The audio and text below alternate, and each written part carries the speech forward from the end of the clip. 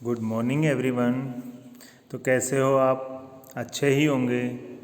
अपन पढ़ रहे थे हिस्ट्री का chapter number 3 nationalism in India. इसका नेक्स्ट टॉपिक 3.3 है the limits of civil disobedience, सविनय अवज्ञा की सीमाएं।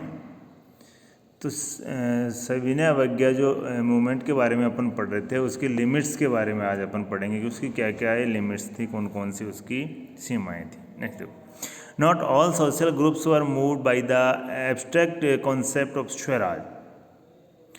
One such group was the nation's untouchables, who from around the 1930s had begun to call themselves Dalit or oppressed. अपन जो बात कर रहे हैं सोशल ग्रुप्स की, जो सामाजिक जो ग्रुप बने हुए थे, वो स्वराज की जो अमूर्त अवधारणा थी, जो एब्स्ट्रैक्ट जो इसका कॉन्सेप्ट था स्वराज का, उससे प्रभावित नहीं थे। उससे उनके ऊपर कोई भी ज़्यादा असर नहीं हुआ था। ऐसा ही एक समूह था राष्ट्र के अछूतों का, नेशंस के जो अनटचेबल थे, अछूत लोग थे, उनका भी एक ऐसा ग्रुप था who from around the 1930s had begun to call themselves Dalit और ओप्रेस्ड, जो 1930 के बाद से अपने आप को या खुद को दलित या उत्पीड़क के रूप में जानते थे। अपने आप को दलित वो कहते थे, उत्पीड़क कहते थे। For long the Congress had ignored the Dalits for fear of offending the Sanatanis, the conservatives, high caste Hindus, but Mahatma Gandhi declared that Swaraj would not come for 100 years if untouchability was not eliminated. He called the untouchables हरिजन और the children of God. इसको आप underline करना। He called the untouchables Harijans और the children of God. तो गांधी जी ने एक बात कही थी कि कांग्रेस तो लंबे समय से इनके ऊपर, दलितों पर ध्यान नहीं दे रही थी, और कांग्रेस रूढ़िवादी जो सवर्ण थे, हिंदू जो सनातन पंथी थे, उनसे डरी हुई थी। लेकिन कांग्रेस के ही बड़े लीडर महात्मा गांधी जी ने एक बात कही थी। उन्होंने स्पष्ट कहा था कि जब तक अनटचेबिलिटी को, छुआछूत को ख़त्म नहीं करेंगे, तब तक 100 साल तक भी हम स्वराज की स्थापना नहीं कर सकते। मतलब कि इस अनटचेबिलिटी को, छुआछूत को ख़त्म नहीं करेंगे तो 100 साल तक भी हमें स्वराज नहीं मिल पाएगा। और उन्होंने इनको अछूतों को, अनटचेबल्स जो हैं अछूतों को, उन्होंने हरिजन के नाम से पुकारा था, या इनको कहा था चिल्ड्रन ऑफ गॉड, ईश्वर की संतान बताया था।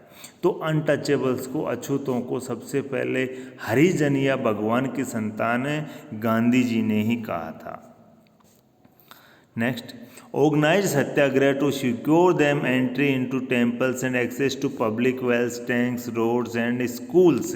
और इनके लिए मंदिरों में या पब्लिक जो पॉन्ड्स थे, तालाब थे, सड़कों पर, कुओं पर समान अधिकार दिलाने के लिए सत्याग्रह किया।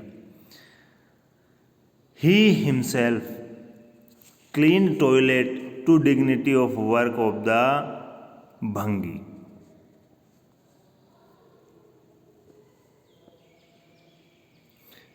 देखिए नेक्स्ट,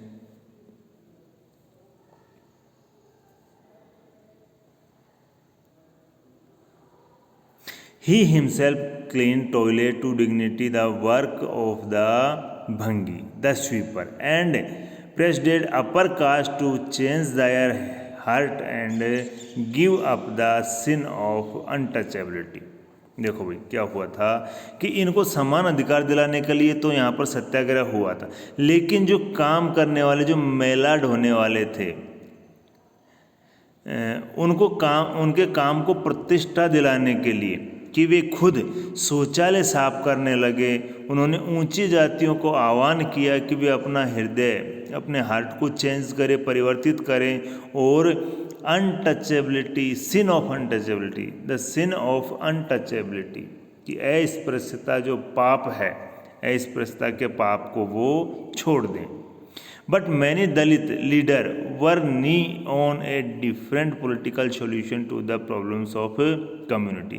लेकिन बहुत सारे दलित नेता अपने समुदाय की इन समस्याओं का एक अलग ही राजनीतिक हल, एक पॉलिटिकल सॉल्यूशन ढूंढना चाह रहे थे. They began organizing themselves, demanding reserved seat in educational institution and a separate electorate that would choose Dalit members for legislative council. वे खुद को संगठित करने लग गए. दे बिगन ऑर्गेनाइजिंग देमसेल्फ, वो अपने आप को संगठित करने लगे और उन्होंने एजुकेशनल जो इंस्टीट्यूट थे, जो शैक्षणिक संस्थाएं थी, उनमें आरक्षण के लिए आवाज़ उठाई. अलग से अपने लिए निर्वाचन क्षेत्र की उन्होंने मांग रखी थी. सेपरेट इलेक्टोरेट जो एरिया था, निर्वाचन क्षेत्र थे, उसकी बात कही थी ताकि वहाँ से विधान परिषदों के लिए केवल दलितों को ही चुनकर भेजा जा सके. उनका ऐसा मानना था the political empowerment they believed would resolve the problems of their social disabilities. Dalit participation in the civil disobedience movement was therefore limited, particularly in the Maharashtra and Nagpur region where their organization was quite strong. उनका मानना था कि उनकी जो सामाजिक अपंगता केवल राजनीतिक जो उनका मजबूतीकरण है, सशक्तिकरण है, उससे ही दूर हो सकती है. इसलिए सविनय अवज्ञा आंदोलन में दलितों ने हिस्सेदारी बहुत कम दिखाई दी. उनकी हिस्सेदारी बहुत सीमित थी. महाराष्ट्र और नागपुर को छोड़ दें, महाराष्ट्र और नागपुर का जो रीजन है, जो क्षेत्र है, यह बात खास तौर से दिखाई देती है कि इन दो जगह पर, महाराष्ट्र और नागपुर रीजन में, इनके संगठन काफ़ी मजबूत थे. Doctor B.R. Ambedkar who organized the Dalit into the Depressed Class Association in 1930, underline करना इसको, डिप्रेस्ड क्लास एसोसिएशन, कि डॉक्टर अंबेडकर ने 1930 में दलितों को एक अलग से एक ग्रुप बनाया था, एक संगठन बनाया था, जिसके तहत उनको संगठित किया था, जिसका नाम था डिप्रेस्ड क्लास एसोसिएशन इन 1930. तो ये याद रखना कि डिप्रेस्ड क्लास एसोसिएशन या दमित वर्ग एसोसिएशन जो बनाया गया था 1930 में डॉक्टर B.R. अम्बेडकर के द्वारा बनाया गया था. clashed with Mahatma Gandhi at the second round table conference by demanding separate electorates for Dalits. और इनका, किसका, डॉक्टर B.R. अम्बेडकर का महात्मा गांधी के साथ दलितों के लिए अलग निर्वाचन क्षेत्र की बात को लेकर के जो सेकंड राउंड टेबल कॉन्फ्रेंस हुई थी, उसमें इनका गांधी जी से विवाद हो गया था कि ये तो डिमांड कर रहे थे कि अलग से निर्वाचन क्षेत्र होना चाहिए दलितों का, और गांधी जी इस बात को मान नहीं रहे थे. इसी बात को लेकर के इन दोनों के बीच में टकराव हो गया था. सेकंड राउंड टेबल कॉन्फ्रेंस जो लंदन में हुई थी, जिसमें गांधी जी ने भाग लिया था गांधी इरविन पैक्ट के तहत, उस मीटिंग में इन दोनों में इस बात को लेकर टकराव हो गया था. When the British government considered Ambedkar's demand, Gandhi ji began a fast unto death. और देखो क्या किया, जब ब्रिटिश गवर्नमेंट ने अंबेडकर की मांग मान ली, अलग से निर्वाचन क्षेत्र की मांग जो थी उसको अंग्रेज सरकार ने मान लिया, तो गांधी जी नाराज हो गए और गांधी जी ने इसके खिलाफ फास्ट शुरू कर दिया, अनशन शुरू कर दिया, अनटू डेथ, यानी कि मृत्यु तक, जिसको अपन कह सकते हैं आमरण अनशन गांधी जी ने शुरू कर दिया. कि गांधी जी नहीं चाहते थे कि दलितों को अलग से निर्वाचन क्षेत्र मिले या उनको रिजर्व सीट मिले. तो इसके विरोध में जब अंग्रेज सरकार ने अंबेडकर की बात मान ली, तो गांधी जी ने इसके विरोध में आमरण अनशन शुरू कर दिया. He believed that separate electorates for Dalits would slow down the process of their integration into society. और उनका मानना था, उनका विचार था गांधी जी का इसके पीछे कि दलितों को यदि अलग से निर्वाचन क्षेत्र की व्यवस्था कर दी तो समाज में उनके जो इंटीग्रेशन है, जो उनका एकीकरण है, उसकी प्रोसेस बहुत धीमी हो जाएगी, बहुत स्लो हो जाएगी. Ambedkar ultimately accepted Gandhiji's position and the result was the Pune Pact of September 1932. Underline करना इसको, मोस्ट आपके एक लाइन है कि गांधी जी की इस विचारधारा के बाद गांधी जी जब आमरण अनशन पर बैठे थे तो आखिरकार अंबेडकर ने गांधी जी की बात को मान लिया, उनकी राय को मान लिया और दोनों के बीच, गांधी जी और अंबेडकर के बीच में एक समझौता हुआ था सितंबर 1932 में, जिसका नाम था पूना पैक्ट। तो ये आपके एक क्वेश्चन हो गया कि पूना पैक्ट क्या है, पूना पैक्ट कब हुआ था और पूना पैक्ट किसके मध्य हुआ था।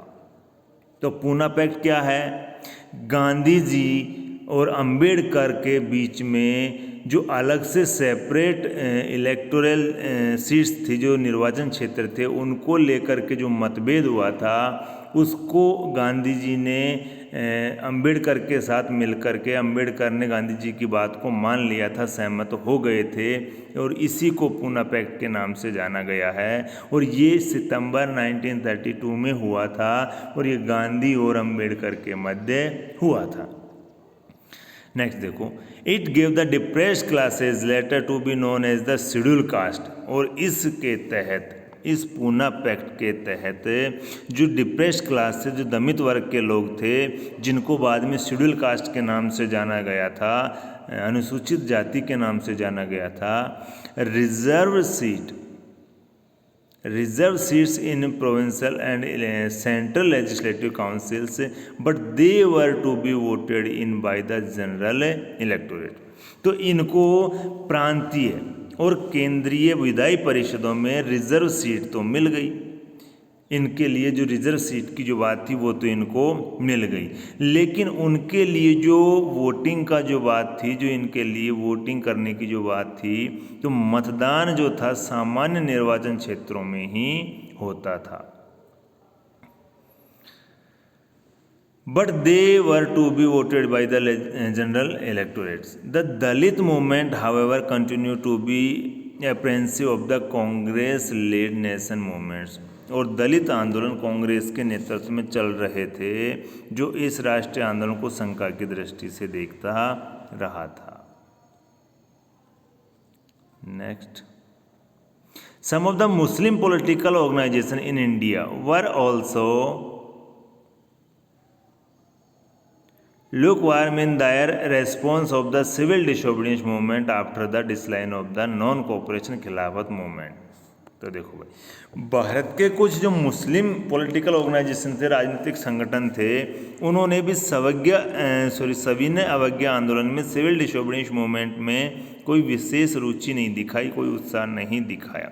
और असहयोग खिलाफत आंदोलन के शांत पड़ जाने के बाद में, after the decline of the non cooperation Khilafat movement, a large section of Muslim felt alienated from the Congress. तो मुस्लिमों का बहुत बड़ा एक ऐसा जो तबका था, ए लार्ज सेक्शन, एक बहुत बड़ा वर्ग जो था, वो कांग्रेस से कटा हुआ महसूस करने लगा था, अपने आप को कांग्रेस से अलग महसूस करने लगा था। नेक्स्ट देखो, from the mid 1920s the Congress came to be more visible associated with openly Hindu religious nationalist groups like the Hindu Mahasabha. और 1920 के दशक के मध्य में कांग्रेस हिंदू महासभा जैसे हिंदू धार्मिक राष्ट्रवादी संगठनों के करीब दिखने लगी थी। ये यूँ कहें कि कांग्रेस में हिंदू संगठनों का दबदबा या बहुमत बढ़ने लग गया था।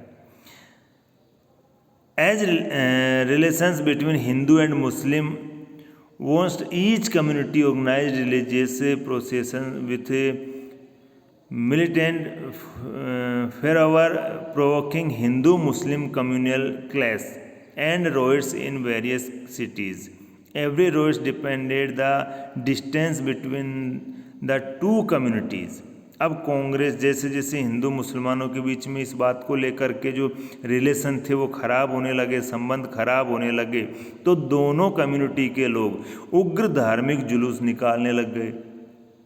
इससे कई शहरों में, बहुत सारी सिटीज़ में हिंदू मुस्लिमों के बीच सांप्रदायिक टकराव और दंगे रॉयट्स होने लग गए, और हर रॉयट्स के साथ दोनों समुदायों के बीच में जो नज़दीकियाँ थी वो दूरियों में बदलती चली गई। यानी कि हिंदू और मुस्लिमों के बीच में अब दूरियां बढ़ने लग गई थी।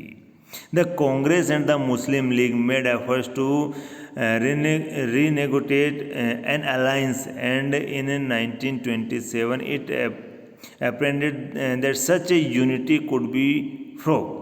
तो कांग्रेस और मुस्लिम लीग के बीच में एक बार फिर से एक अलायंस का, एक गठबंधन का, एक महागठबंधन का प्रयास किया गया था 1927 में, 1927 में। ऐसे लगा कि अब दोनों के बीच में एकता स्थापित, यूनिटी दोनों के बीच में स्थापित हो जाएगी।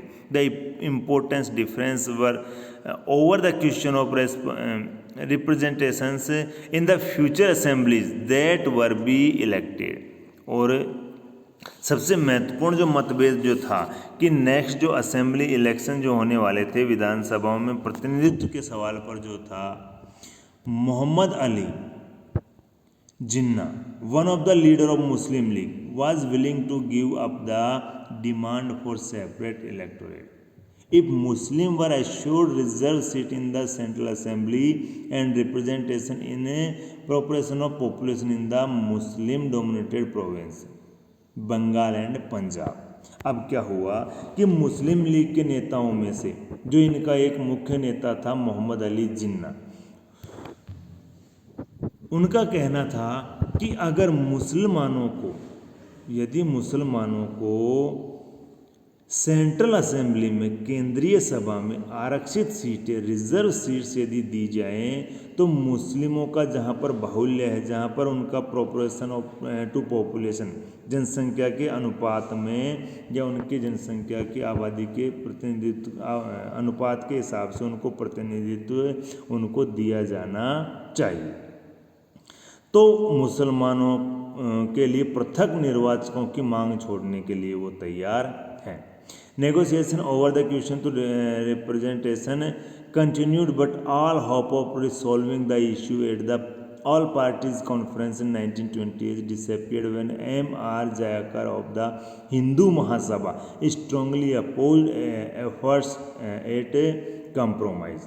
और तो प्रतिनिधित्व के सवाल पर जो रिप्रेजेंटेटिव्स के जो सवाल थे उनके आधार पर यह बहस चल रही थी, और 1928 में 1928 में जो आयोजित किए गए थे ऑल पार्टीज ए कॉन्फ्रेंस, एक सभी दलों की सर्वदलीय एक सभा का एक सम्मेलन में हिंदू महासभा के M.R. जयकर, हिंदू महासभा के M.R. जयकर ने समझौते के लिए प्रयास किए थे और प्रयासों की खुलेआम निंदा शुरू कर दी थी, जिससे इस मुद्दे के समाधान की जो संभावनाएं थीं वो भी लगभग सारी की सारी क्या हो गई थी, समाप्त हो गई थी। देखो, disappeared when M.R. Jayakar of the Hindu Mahasabha strongly opposed effort at a compromise. When the civil disobedience movement started, there was thus an atmosphere of suspicion and distrust between communities। तो देखो क्या हुआ, जब सविनय अवज्ञा शुरू हुआ था उस समय समुदाय के बीच में अविश्वास का जो माहौल बना हुआ था, संदेह और अविश्वास का, डिस्ट्रस्ट का जो माहौल बना हुआ था, alienated from the Congress, large section of Muslims could not respond to the call for a united struggle। Many Muslim leaders and intellectuals expressed their concern about the status of Muslim as a minority within India। They feared that the culture and identity of minorities would be submerged under the domination of a Hindu majority. तो देखो कि अविश्वास का जो माहौल यहाँ पर बना हुआ था, कांग्रेस से जो अलग हुए, विरोध हुए, नाराज हुए, जो कटे हुए जो मुसलमानों का एक बड़ा जो ग्रुप था, किसी संयुक्त संघर्ष के लिए तैयार नहीं था। वो चाहते थे कि अब हम मिलकर के एक साथ मिलकर के कोई बड़ा स्ट्रगल नहीं करेंगे। बहुत सारे मुस्लिम जो लीडर्स थे, बुद्धिजीवी भारत में अल्पसंख्यक जो थे, माइनॉरिटीज़ थे, उनके रूप में मुसलमानों की हैसियत को लेकर वो कंसर्न करते, चिंतित थे। उनको डर था, वो फियर थे, डरे हुए थे। उनको भय इस बात का था कि हिंदू बहुसंख्या में जो हैं, या हिंदुओं का जो वर्चस्व जो है, उसकी स्थिति में अल्पसंख्यकों की, माइनॉरिटीज़ की, या यूँ कहीं मुसलमानों की जो कल्चर है, जो आइडेंटिटी है, उनकी जो संस्कृति है, उनकी जो पहचान है, वो कहीं गायब ना हो जाए, कहीं खो न जाए। इस बात का उनको डर था। Thank you. नेक्स्ट अपन पढ़ेंगे अगले वीडियो में।